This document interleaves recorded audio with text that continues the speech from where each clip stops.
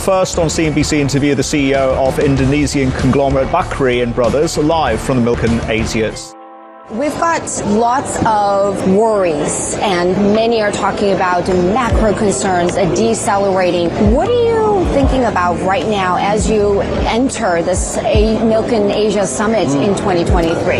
I think Indonesia is quite optimistic, Cherry, looking at the world, but still being cautious because the numbers look all right. The growth has been growing above 5%, inflation 3.7% up to Q2 2023, and then the fiscal discipline is also good with 37% debt to GDP. So Indonesia looking at this in a very positive way, and plus this ASEAN forum that we had last week was a successful one, not only with our esteemed ASEAN colleagues, but also with our dialogue partners such as the US, China, Canada, and so on. So I think we look at it in a very, optimistic manner, but at the same time, there are a lot of work to do, especially you mentioned about decarbonization. Indonesia is, of course, the biggest producer of nickel and obviously really critical when it comes to EV production.